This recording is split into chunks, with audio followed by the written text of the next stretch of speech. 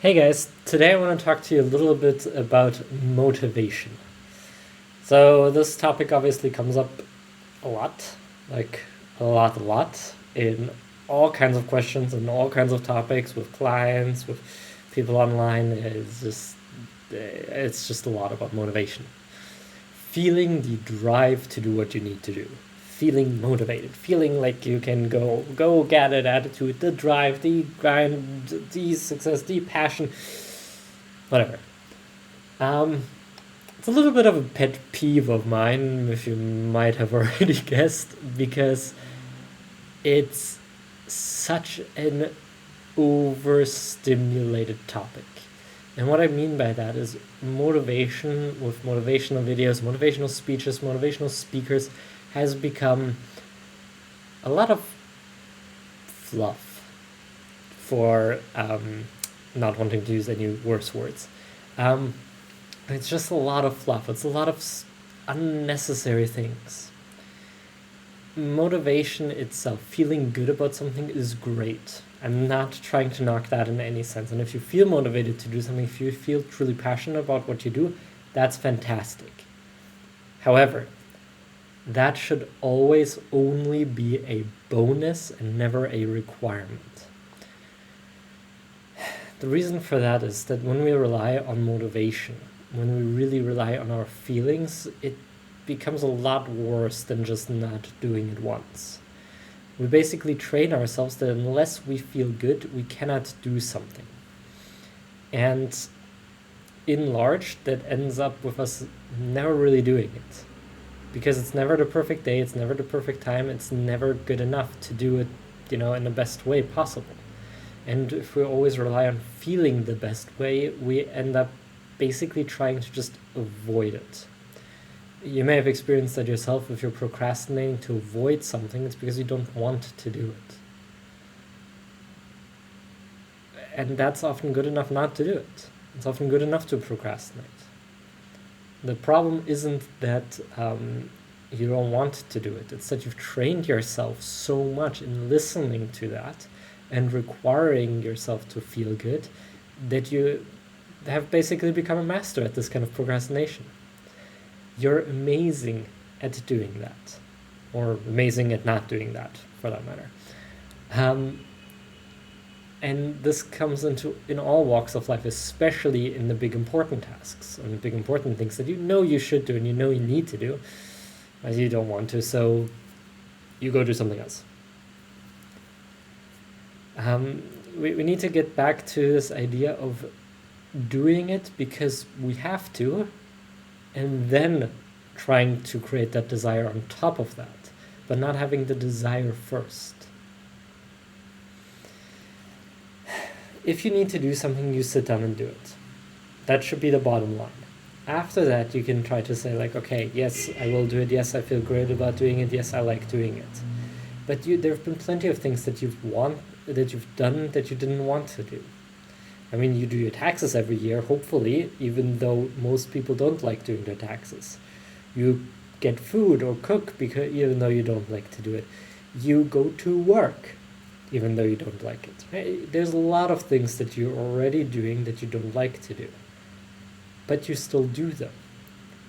In that sense, everything that you do comes from some form of a motivation. Not motivation in the regular feeling awesome kind of sense, but there is a drive anyway. Otherwise, you wouldn't do it. You're motivated to eat. You're motivated to go to the bathroom. You're motivated to do your taxes. You're motivated to even walk. You're motivated to sit. If there was no motivation in that sense, you wouldn't do anything. But then again, you'd be motivated to do nothing in that case. So you technically can't exist without any sort of drive, with any sort of motivation.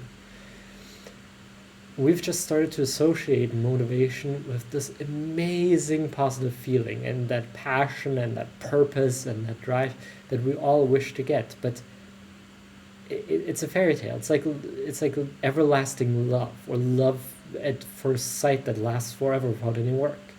Anyone who's been in a really loving relationship will tell you that a really loving relationship is work. It doesn't end. It doesn't start by you magically falling in love and then being on the same wavelength your entire life. You have to put in work. You have to spend time with the other person. You have to work on it, and it's the same thing with your passions, with your motivations. If you're watching this video, you probably know that I write a lot, and you probably also know that I don't write consistently. You also know that I try to do videos, and I do those also very inconsistently. And it's because they're not a must for me. Their motivation isn't there. They're not feeling like something I need to do. But here I am again, doing another one. Just do it. Right? Don't think so much about why you should or what the good things are about it or how you feel about it, and just sit down and do it anyway. Just do it. That should be the bottom line. That should be as difficult as it gets. If any of you remember the Shia LaBeouf motivational video, like, just do it, make your dreams come true, or whatever else he says, it's been a while since I've watched it. That's exactly it. What he says in that video is exactly it. Like yesterday, you said tomorrow, and you always there's always a reason not to do it, just as there's always a reason to do it. But the reasons don't matter. What matters is whether you do it or whether you don't do it. It doesn't matter how you feel about it. It doesn't matter what the cause is. It doesn't matter what the reason is. Either you do it or you don't. In 5 years, no one's going to ask you, how motivated were you that day, like March 30th, 5 years ago, to do your work? You won't remember. You'll generally remember, yeah, you were kind of motivated most days. But even when you ask like passionate people and motivational speakers, they'll tell you, I was passionate all my life. I was purposeful all my life. I just fell in love with what I was doing. No. Absolutely not. They may have loved it for most days. They may have enjoyed it for most of their time. That's true. And they've probably developed a passion for it over time. But they don't enjoy it every single day. At least not to the extent where they're crying tears of joy and super passionate like they pretend to be. Some motivational speakers get themselves into states where they enjoy it more, but even they have to force themselves into those states or practice becoming excited about it, and weren't like that all the time. It's not something that innately comes to us, but it's also not something that we need. It's a bonus. It's nice. It's the cherry on top of the cake. It's nice when it's there.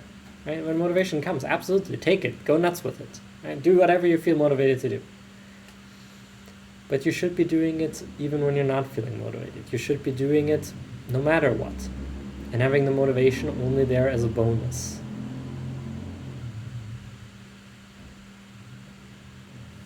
That's when life really changes. That's when things really become different. That's when you really will start to have self-discipline. So this video will not be about like these motivational tips, as you can clearly see. Basically, what I want to tell you in this video is that try to get back to doing it anyway. Start off small. You will not be able to do something that you've been avoiding for years all of a sudden doing this. You're too good at avoiding that. You're too good at waiting for motivation right now. But whenever something comes to your mind, try to immediately follow through with it as quickly as you can, without thinking about it, because it's the thoughts that happen afterwards that are all the buts, right? All negatives, all the reasons you shouldn't do it. And in the end, as long as you keep listening to those reasons, you will not do it. Motivation as an you're only relying on motivation as an emotion because emotions sell. Meaning that if you're feeling motivated, you will sell yourself on doing what you need to do. And when you're feeling really motivated, all the reasons why you shouldn't do it don't even come up. You're already sold on this action. You're already doing it. You need to get better at selling yourself without the motivation. Or of not trying to sell yourself and just doing it anyway because you know you should. You just do it. I know you don't want to. I know there are plenty of great reasons why you shouldn't. But in 5 years' time, those won't matter. Make the difference between an actual reason and an excuse. If it's pouring rain outside at 3 degrees Celsius, and you said you were going to go jogging for at least 10 minutes every day, then you can still do that. Of course it's going to be awful. Of course it's going to be cold and wet and not fun. But you can still do it. If both your legs are broken, that's a different story. Right? That's an actual reason not to go out jogging, because you can't. You probably get like 2 feet out the door, one on each foot, and then you fall over. Right? It doesn't work that way.